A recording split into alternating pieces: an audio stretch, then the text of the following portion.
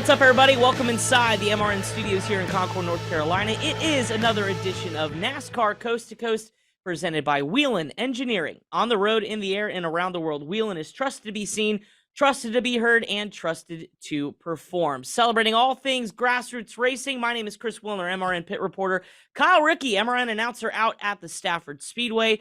K-Rick, seasons are ending in a hurry. I mean, I'm just checking off the different championships we've been celebrating over the last couple of weeks. We have several drivers being crowned champions, whether it's at the racetrack or for a specific series. So we've had a big week across NASCAR Roots Racing. We'll talk about it all coming up in just a little bit, including William Sawalich will be back on the show, newly crowned ARCA East champion. The 16-year-old driver did it for Joe Gibbs Racing at Bristol. Kyle was down there, a part of the MRN crew. We'll talk about his win and have William on the show.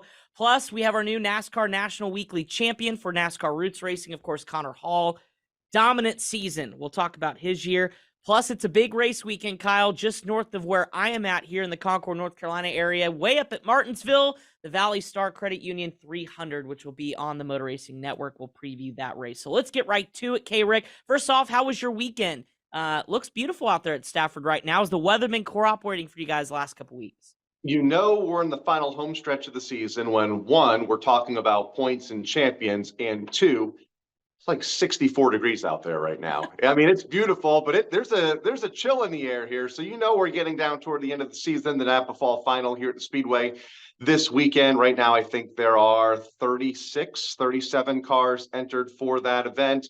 Going to be a great weekend of racing. We hope Mother Nature cooperates. We also have our normal weekly 5-division program on Friday night to kick off the weekend. Weather looks good on Friday. We have our fingers crossed for Saturday, so hopefully Mother Nature cooperates here, along with, like you mentioned, a big late model race at Martinsville, which we'll talk about in a little bit. Yeah, we'll send good vibes your way for sure. A big weekend coming up at Stafford. We'll dive into that just a little bit in segment 3. But let's talk about the week that was, as we typically do to start the show, and we'll start with the modifieds, then NASCAR Whelen Modified Tour, the Eddie Partridge 256 at Riverhead.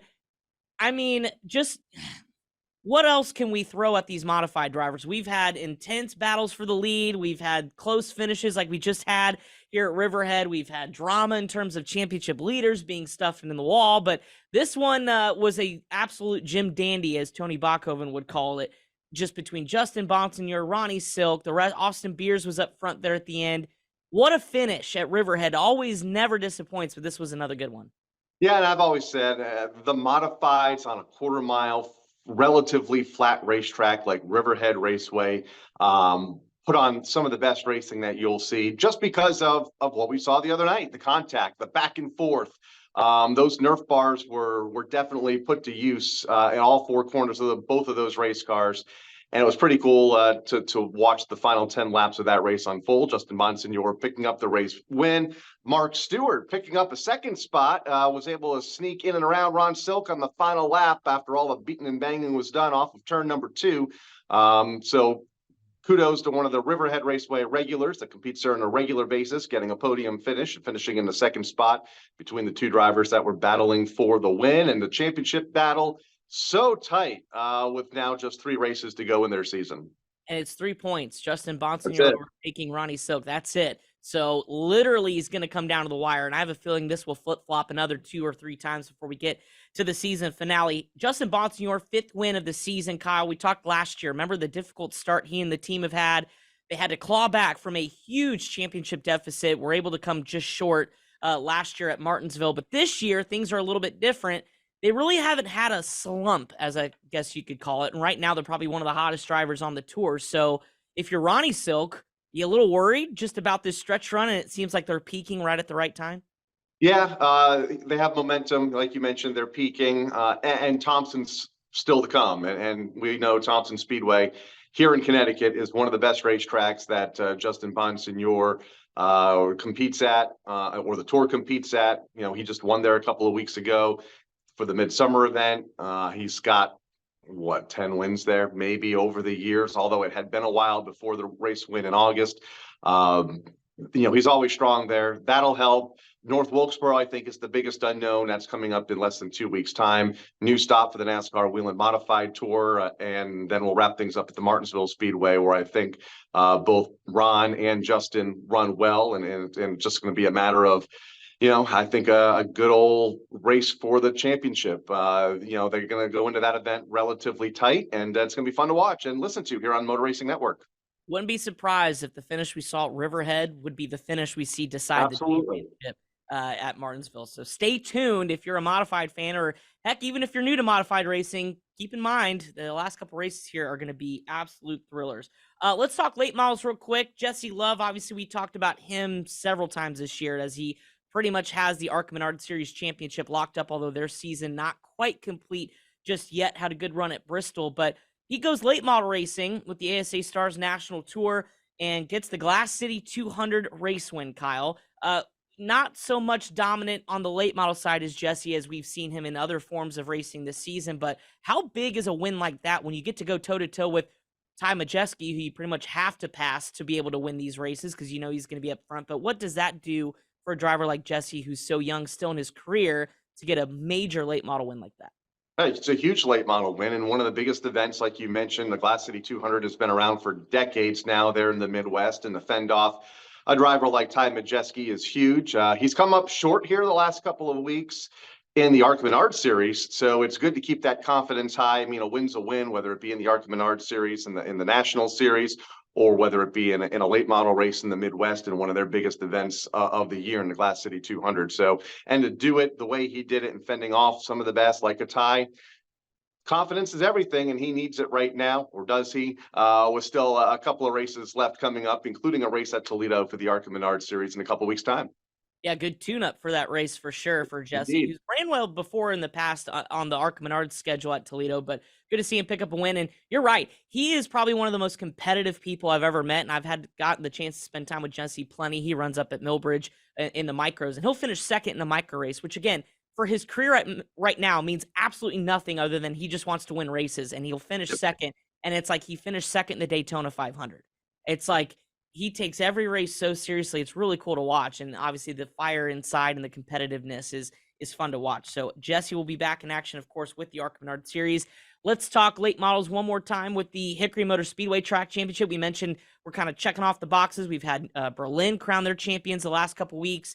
Well, now it's Hickory's turn, and last year we saw Landon Huffman. He came up second in the championship race here back on Saturday night, but it's Cade Brown winning the track title at Hickory Motor Speedway, of course, the place that so many NASCAR stars have been born and cut their teeth when it comes to late model racing. But congratulations to Cade. And then Chase Jones won the limited championship, the limited late model championship as well.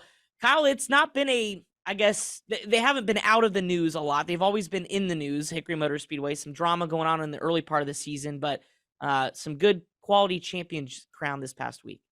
Yeah, Cade Brown's come a long way, had a very consistent year there at Hickory, excelled on those double feature nights that we saw the middle of the summer. Thankfully, I haven't heard anything, but the last night of the year went fairly drama-free. And that's a good thing after what was a fairly rough start right up until probably, mid-June or so. I feel like every other week there was something happening at Hickory that didn't put the racetrack or its competitors in a good light. And I'm glad to see that the second half of the season was less eventful, and congratulations to Cade. I know he'll be at Martinsville this weekend, looking for that race win, coming off a championship at one of the most famous short tracks down in the South. That's right. So momentum building for Cade Brown, of course, gets to add his name to the wall of champions up there at Hickory, which is a very special place to have your name at. All right, before we get William Sawalich on the line, he is standing by. Let's talk about the ARCA Menard Series and ARCA East duo down at Bristol Motor Speedway. For championship night for the ARCA East Series, it came down to two drivers, William Sawalich, Luke Fenhouse. But for William, didn't really have to race Luke there at the end. Luke unfortunately caught up in an incident early in the race. And Kyle, for William Sawalich, 16 years of old, to already put your name as a ARCA champion in the ARCA East Series, what a moment and what a drive, and he capped it off with a race win as well. It's huge, and we'll talk to him about it here in a little bit. And you want to ask him, all right, you ready to go truck racing or Xfinity racing full time? And he's not old enough. He still has a couple of years before he can even really think about doing that full time, at least one more season. I think he turned 17 here in a couple of weeks. But it was a great race. Not a whole lot of flow last week at the Bristol Motor Speedway. 32 cars, 200 laps. 10 caution flags slowed the event. And like you mentioned, Luke Fenhouse involved in not one, but two incidents, put that car out early and all but gave William Sawalich the ARCA Menards East Championship well before the halfway mark of the event. All he had to do was finish, and he did so in a big way, taking the lead from Jesse Love in the final laps of the event to claim the win. Yeah, walk us through. You and Dylan Welch were on the call for the Motor Racing Network for the finish of that race. Walk me through the battle between William and Jesse. Those two have always been together on the racetrack. Every time Williams entered in either one of the ARCA Menards National Series races or it's a combo event, you pretty much know Jesse and William were going toe-to-toe. We saw it at IRP, but what did William do right, I guess, on Thursday night at Bristol to get the job done? I don't know if he saved the car, but he definitely had the fastest car in the closing laps. Lap traffic wasn't really a part of the lead battle there with 10 to go. Jesse slid up off of turn number 2. Williams saw the hole, got up alongside, and by the time they got back to the start-finish line, he was able to clear him and pull away over the last few laps. I mean, usually like in the truck race later on that night, we saw the lap traffic really become a factor in a battle for the race lead and allowed Corey Heim to take the lead late and get the win. Not really much of a factor for the ARCA Menards Series, although they really didn't go green long enough for them to be a factor. A lot of short runs in that race, and congratulations to William, had a short run car in the closing laps on Thursday night. Yep, absolutely. William Sawalich standing by. Don't forget the ARCA Menards Series East is now done, but we still have ARCA Menards National Series as well as the West Series, both back in action on September 30th, so they do get a week off. All right, let's talk to William, your newly crowned ARCA East champion, all things ARCA, plus he's not done yet racing. He's going to be at that ValleyStar Credit Union 300 at Martinsville this weekend, so we'll dive into it all. Coming up next on NASCAR Coast to Coast, presented by Whelen Engineering. Whelen Engineering, a global leader in the emergency warning industry, designs and manufactures reliable and powerful warning lights, white illumination lighting, sirens, controllers, and warning systems for the automotive, aviation, and mass notification industries worldwide. Whelen products are designed, sourced, and manufactured in America and tested on site to meet the toughest industry standards. Whelen Engineering, manufactured in America for over 70 years. We never left, and we're here to stay.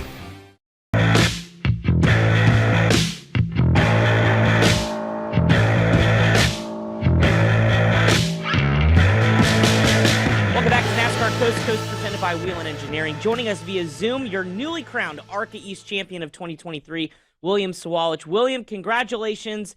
It's been several days now since Thursday when you wrapped up the title, but what have these last few days been like now being a champion in the ARCA Series? Yeah, for sure. It's definitely special to do that my first year with the Jacobs Racing team.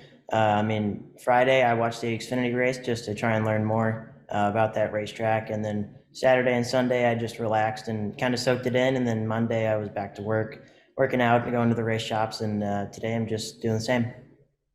We talked about it right before the break, and we brought you in about the pass for the lead in the closing laps on Thursday night. Walk us through that move on Jesse there coming to 8 to go. Yeah, I definitely knew I was faster. It looked like he was pretty tight center and then kind of snapping loose at the wall. So I knew it was a matter of time when I'd time my run and be a little bit faster down the straightaway. I was definitely setting myself up for attacking entries, so then that would hurt my straightaway speed just a little bit compared to him. So I finally timed it up perfect and got a good run off of him. I think I packed a little air on exit, which helped as well as killing his momentum, and finally got the quarter panel in the into 3. And then I think we were side by side for maybe half a lap. So that was good. He kind of took my side force away a little bit, but it was pretty fun. Going into the race, obviously the championship battle was you and Luke Fenhouse, and unfortunately for Luke, got caught up in a couple incidents. During the race, were you aware of what was going on? Did you kind of figure at that point you had the championship, or was it the attention still on just getting the race win? It was always getting the race win, even when the 28 was still in contention. But it definitely helped free my mind up of not thinking about the championship anymore and just going on to win the race and be as aggressive as possible and don't have to conserve anything. It was a very busy racetrack. 32 cars took the green flag. I felt like the race leaders were in lap traffic by lap 4 or 5. A lot of caution flags, 10 of them, mainly because of a lot of that traffic. How stressful is it at Bristol, battling for the lead, trying to maintain your position on the racetrack, and trying to thread the needle through lap cars that are scattered all over the surface? Yeah, it's pretty difficult. I feel like Bristol's the hardest track for lap traffic I've been to, even harder than maybe the dirt track where there's only one groove, and if you get out of it, you can spin out for sure. And Bristol, you're going so fast, everything happens and comes up to you and closes up really fast. So you have to make your decision when you're maybe a straightaway back of where they're going to be, and they're also unpredictable sometimes, and they might be trying to pass other cars, so then you kind of got to go 3 wide. Looking back now that you are officially the series champion, when you signed with Joe Gibbs Racing to run this 18 car in the ARCA East Series and then obviously make some ARCA Menard Series starts, there's been a lot of, big names not only behind the wheel of that car, but also that car's been the champion the last 2 years going into this year. So was there any pressure that you felt like knowing that, like, okay, I kind of have to, it's like championship or bust because this car's capable of doing it? Yeah, I mean, like you said, it was definitely capable of doing it. It was just a matter if I were to perform or not. And I knew I could perform, and we started off the year at Pensacola for the East Series with a win. So, I mean, that was just more confidence leading into the whole year. And then I think we picked up 3 wins total in the East Series, maybe 4. So, I mean, it was a good year, and just every time we went to the track, there was never a time we weren't in contention to win. So I'm really proud of that. And why do you think that is? Obviously, Joe Gibbs Racing, one of the best teams in the business, no matter what level. But I mean, 8 races, 4 wins. Your worst finish of the year is a 4th. I mean, just incredible numbers this year in the East. Yeah, I mean, they've been doing it for a while. They know what to bring to the racetrack, and they started off with Ty Gibbs and Sammy Smith, and those are both 2 great race car drivers, and built their notes off of them.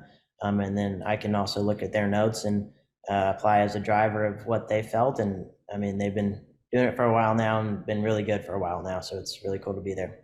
16 years old from Minnesota, and here you are as an ARCA East champion. I know there's been a lot of people in your corner and your support system along the way in your short but yet very successful career. I know Brandon and Dennis Setzer have been a big part of that with your Pro Late Model stuff before you got up to the ARCA Menard Series. So they were there on Thursday night. How special was that to get to share that success with them that have been such a part of your career? Yeah, I mean, that was awesome. The people that started me out in late models, there to see me get the championship, and to see them after was really cool. After all the success I've had with them in pro late models and late model stocks, they have both taught me so much. And they'll actually be in Martinsville this week with me. Nice. You've run 6 truck races this season, including at the Bristol Motor Speedway the other night. Following your championship celebration, jumped into the truck. I think I saw you on pit road with an unscheduled stop under green with a handful of laps to go. That unfortunately put you back in the running order. But up until that point, how was the truck, and what have been some of the big takeaways from running the truck this season? Yeah, I mean, the truck this year has been great. We've been in the top 10 almost every time. We've been in the contention to be in the top 10. Bristol in the truck is pretty cool. I mean, there's a lot of trucks out there, more than ARCA cars. So the dirty air is a lot bigger for me. The difference is for sure very big. And I felt like it was a lot harder to pass in the truck race when we're all lined up on the bottom, and everybody there is just so perfect, and you've got to really capitalize on any mistake that they could make in front of you. But I felt like that race was pretty good. I think we're running 11th or 12th, not quite where I wanted to be. I wanted to be a little bit farther up, but then we had a right front go down, and we had to make an unscheduled pit stop, unfortunately, and then we had a lug nut loose and came off, so we had to come back down again.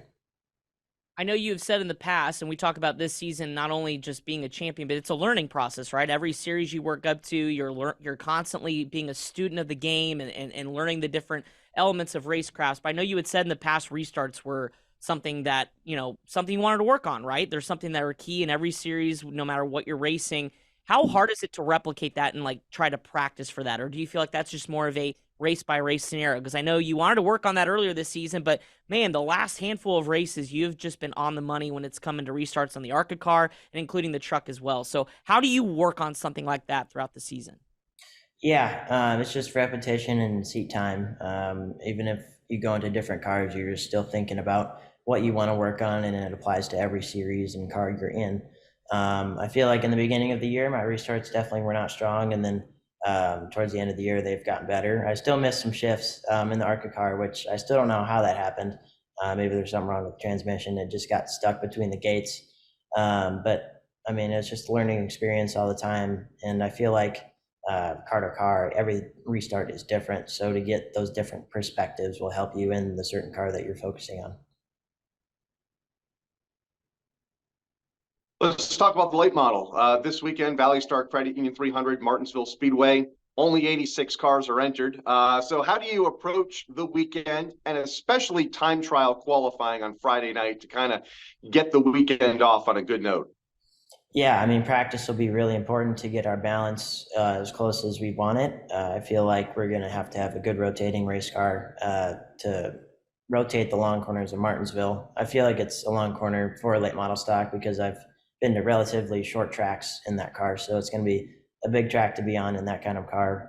But I feel like we're just going to want to be loose and rotating through the center and have a good wrapping exit for sure, and that'll set us up for good straightaway speed, which that'll be really important in qualifying, is good straightaway speed. And then just position itself in qualifying will be important for how you line up for the heat races. And then if those go as planned, I think you're in the show. I'm not sure how many they take, but obviously want to be in top 10 area. Yep.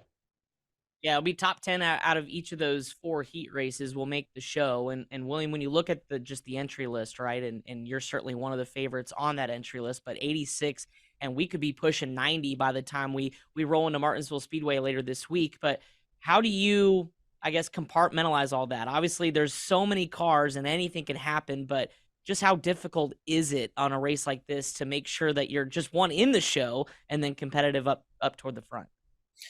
Yeah, I mean, it's pretty difficult. A lot of those guys have been there before in a late model stock, but I've been there in a truck. So it's a little different, a little heavier vehicle and higher CG. So I'm going to feel a little bit different things, but I'm sure I'll be used to it by the time practice comes. My final question for you is about the future. What's ahead on your calendar for this year beyond this weekend? We know you're going to be in Martinsville, but after we wrap things up at Martinsville, any more truck rides left? And, we'll keep digging and go. What are you hoping for next year? So Bristol was the last truck series race I'll be doing this year. I wish I could do Phoenix. That's one of my favorite tracks, but I'll be doing that in the ARCA car. And then the 2 other ARCA races before Phoenix I'll be doing is Salem after Martinsville week, and then Toledo immediately after. I'll also be doing Winchester 400 and the Snowball Derby. Awesome. So then when you look at 2024, I mean, again, you're 16 years old, so like there's not the full-time opportunities yet just by your age at the next level, but what do you hope to do for next season? I mean, the same thing, win races and just get all the experience I can before the following year, when it's going to be very important to have all the experience and get my restarts better. Sounds like a plan. Before we let you go, I always ask this to champions, and especially in our NASCAR, national series. Anybody text you that you were like, oh, I wasn't expecting a congratulatory text from this person? I mean, did anybody reach out to you that you were like, oh man, that was pretty cool? I mean, I feel like everybody reaching out is pretty cool to see all the people that I've worked with in the past reach out and say, hey, congrats. I mean, I've always been glad to work with whoever that is. So it's pretty special to see that. Yeah, a nice reminder of all the people that have been in your corner. Well, William, congratulations, my friend. ARCA East champion of 2023 is not done yet. Maybe you can try to back it up with the ValleyStar Credit Union 300 coming up at Martinsville. Best of luck, and we'll catch up with you up there in Martinsville. Thank you. I appreciate it.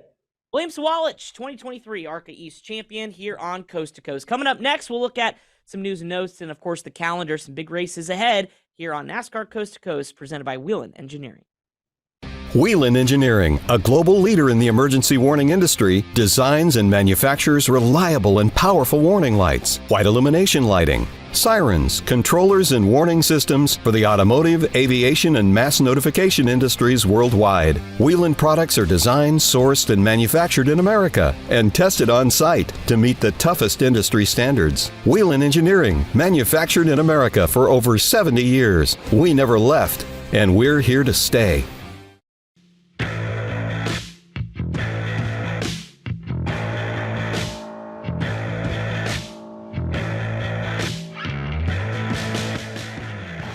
NASCAR Coast to Coast presented by William Engineering. Great conversation, Kyle, with William Sawalich. Of course, coming off championship, but it's eyes forward, right? We got a big late model race to win, the most prestigious one for NASCAR, and I think he has an opportunity to, maybe go 2 for 2 here this in the last 10 days and pick up a checkered flag coming up on Saturday.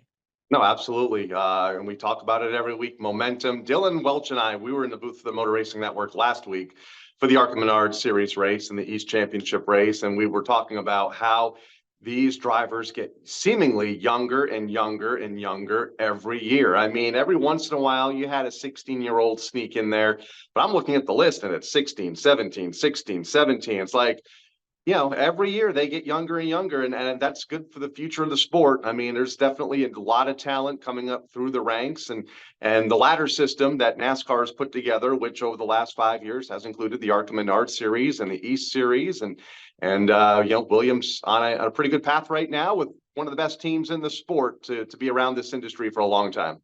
And like you said, too, the fact he's just 16 and, next year being 17, you still can't run full time in like the Truck Series or Xfinity just because of your age. So he's going to have even more an opportunity to learn, probably dominate in ARCA. And I'm assuming going to run at least most of the ARCA Series season again. And more truck and maybe even Xfinity starts on a part-time basis. But he gets an extra year before getting thrusted full-time into one of NASCAR National 3 Series. So he's going to be even better than what we saw this year. So it'll be fun to watch. Good stuff from William. And again, thank you, William, for joining us on the show. All right, he mentioned the ValleyStar Credit Union 300 coming up at Martinsville Saturday. It'll be on the Motor Racing Network. The 200-lap late model feature going for $32,000 in addition to that coveted Martinsville grandfather clock that so many drivers want to win and so few have actually had a chance to take one home. And Kyle, what do we think? You get 86, I think is the number right now in terms of the entry list. It could grow to maybe 90 by the time, trailers unload for practice coming up later this week. It's a huge event and one that's been around for quite some time, and it's one that everybody wants to win.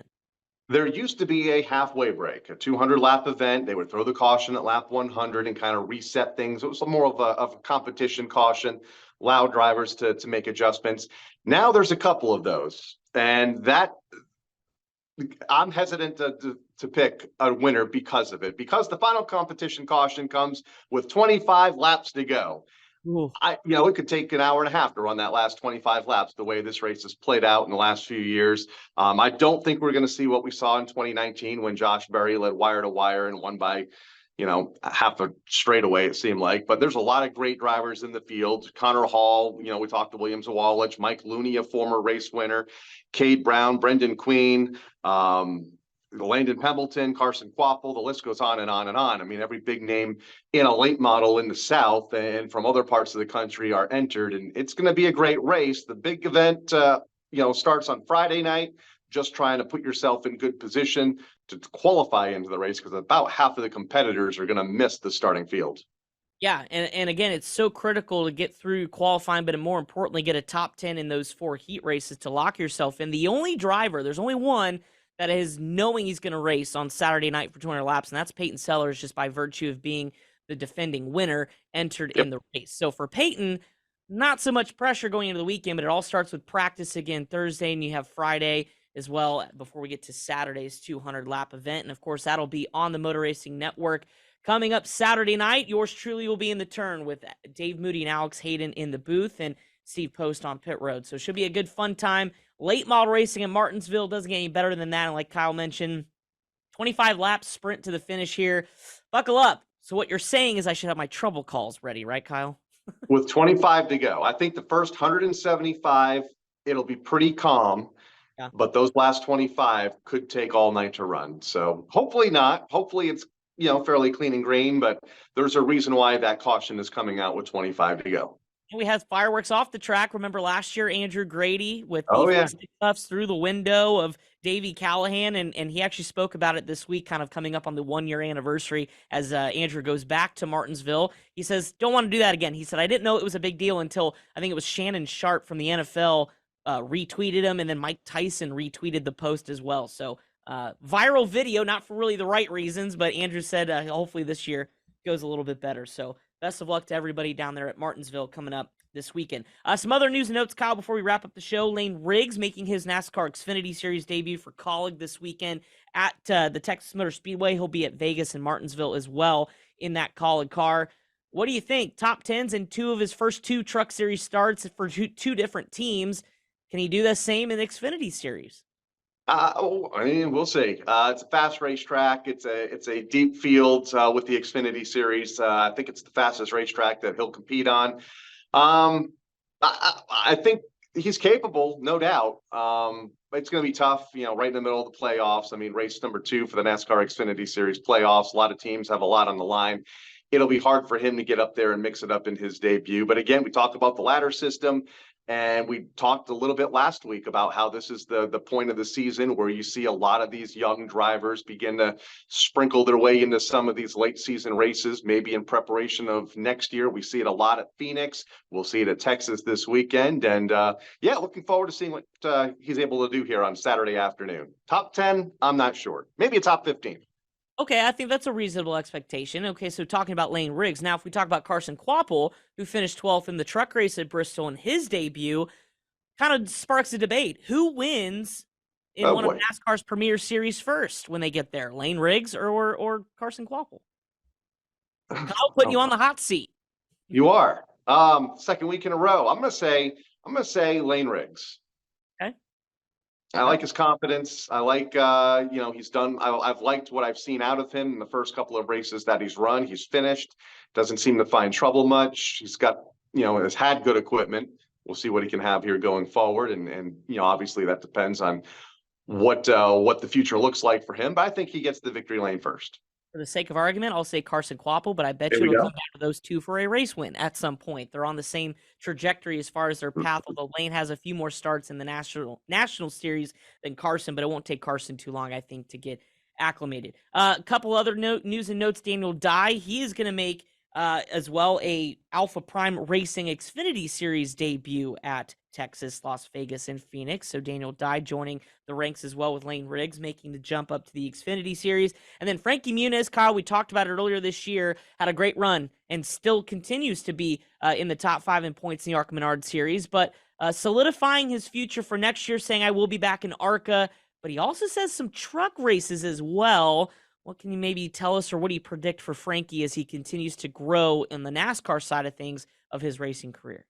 Yeah, back to 4th in points. It's been a tough stretch here for Frankie. We talked about that on the broadcast the other night as well. I think he's on a streak of 3 DNFs and 4 consecutive finishes out of the top 10 in the ARCA Menard Series season. So he kind of needs a boost of confidence. But yeah, he says he's back next year running in the ARCA Menard Series, and also wants to make some select starts in Xfinity and or truck.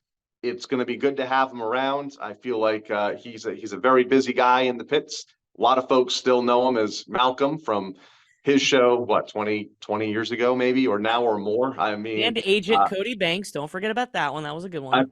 Agent Cody Banks, he's got quite the resume, both on and off the racetrack, and he's great for the garage. I love when he's at the racetrack.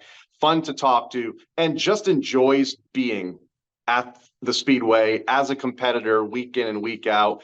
And I'm excited that sounds like we're going to see a lot more of him next year. Absolutely. One of the funnest guys to talk to as well. Always a good personality in the garage area and on the grid. So good to hear that for Frankie. And then Connor Hall, Kyle, our NASCAR Advanced Auto Parts Weekly National Champion. A runaway victory, but it was one, like we've seen with many drivers that compete and end up winning the championship. You don't really know you're in the competition for it till kind of halfway, at least through the season. And Connor was ready to go on vacation back early in August before people were telling him, hey, bud, you need to keep racing if you're going to go win this title. And then that's what he did. He went on a tear, won at Hickory, runs primarily down here throughout the South, splitting different racetracks, but 18 wins, Kyle. No denying that. Connor Hall is our national champion. Yeah, it was the last week of July that I think somebody brought to his attention that, hey, you might have a shot at this. And that's about the time where he started to rearrange his schedule. I don't think the vacation happened. 18 wins, 27 races, 5 different racetracks. Most of those wins, that is, came at the Langley Speedway. You mentioned he picked up a few at Hickory, Southern National. 26 years old, gonna represent the NASCAR short track world here in the next year. Great champion, and actually he'll be in Martinsville this weekend as well. That's right. We'll see what he gets to do here at the ValleyStar Credit Union 300 when we go down there for Saturday night's big 200 lapper. Of course, Connor also Cars Tour competitor as well. Lots going on with Connor. We'll get him on the show here when we start crowning and welcoming our champions to, I guess, our championship series here on the Coast to Coast channel as we wrap up 2023. So congratulations again to Connor. We'll see you down there at Martinsville. All right, Kyle, a couple big races this weekend. One of them directly behind you at the Stafford Speedway, your fall final, the Napa Fall Final, and we have some interesting news as Matt Hirschman will be finally back behind the wheel after taking some time off to heal from a broken arm at Thompson. Think he's got to be one of the favorites if he's 100%, but Ronnie Sick will be there as well. What else can you tell us about your fall final this weekend? Yeah, Woody Pitcat will be here. There are 36 or 37 cars entered, and you mentioned some of the heavy hitters looking for the race win. Matt Hirschman, we'll see how he's feeling. First of all, it's always tough when you have all that momentum. He was coming off a win at Waterford, was running well at Thompson, caught up in that big wreck on the back straightaway, breaks his arm, has to sit out for the better part of a month to recover. Came back last week, finished in the second spot. So I don't think he'll be too far off pace when he gets on the racetrack here on Saturday afternoon. But a tough field. Can't wait to see how it all unfolds. A lot of folks picking Woody Pitcat as the early favorite, a multi-time open modified winner this season here at the Speedway, and has always strong, whenever the modifieds race here. So I think he's an early favorite. Ron Silk, the winner of the Spring Sizzler earlier this year, the winner of this fall final a year ago, also going to be a favorite, along with Matt Hirschman and a host of others. Yeah, Ronnie actually seeking his third fall final win as well, and so a lot of momentum as well for him. NASCAR Pinty Series, Kyle, man, hard to believe, wrapping up their 2023 championship season at Delaware for their fall brawl coming up on Saturday. What a season it's been. We've had close finishes, we've had drama in the tech shed, and we've had a good championship battle, but it looks like, all things considering, that Trayton Lapsevich will be crowned champion, I guess barring a complete disaster at Delaware, leading Marc-Antoine Cameron by 35 points going to the finale. But Delaware's a good racetrack, and it should provide some good racing as well for this title fight. Yeah, perfect racetrack to end the season. They have a good field of cars entered. They've had a good field all year, and I love the NASCAR Pinty Series. I know we've talked about that quite a bit here this season. They always put on a great show, but it's hard to beat a driver with 6 wins in a relatively short schedule, and Trayton Lapsevich has done just that. Started early in the year by winning a couple in a row and never really looked back, never had a misstep all summer long, even with the West Coast, or as they call it, the West Coast swing with those midweek races, the double features at some of the racetracks. He's been consistent, and that's why, unless, there's a pretty major issue this weekend, he'll be the 2023 NASCAR Pinty Series champion. Looking forward to it. Again, Pinty's at Delaware for the Fall Brawl to wrap up their series coming up on Saturday. Some other local racing around the country. 4 Crown Nationals at Eldora if you like the dirt. Some NASCAR Roots drivers involved with that. Riverhead, Meridian, and much, much more. Kyle, final thoughts before we let our folks go. Yeah, we're getting down to it. The Seekonk Speedway, final couple of events of their season as well in Massachusetts. Also, congratulations to Justin Bonsignore and wife Taylor, just announcing yesterday as we tape the show that they are expecting their first child before the end of the year, I believe in December. So congratulations to those two.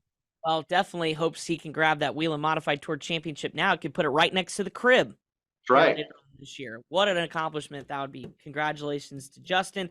All right, folks, that'll do it for NASCAR Coast to Coast here, presented by Whelen Engineering. Don't forget the ValleyStar Credit Union 300. You can hear it live on the Motor Racing Network, 6:30 p.m. Eastern Time on Saturday night for the 200-lap feature. Of course, we'll be paying attention to what happens in qualifying, and of course, those 4 25-lap heat races for our top 10 that'll get locked in to the big 200 lapper. Should be a good one. Again, we'll be on the air 6:30 Eastern on Saturday for that event. All right, for Pat Jaggers, our producer, for Kyle Rickey out there at Stafford, my name is Chris Wilner. Thanks so much for tuning in to NASCAR Coast to Coast, presented by our friends at Whelen Engineering. On the road, in the air, and around the world, Whelen is trusted to be seen, trusted to be heard, and trusted to perform. Enjoy your weekend of racing, and of course, we'll talk about it all next week.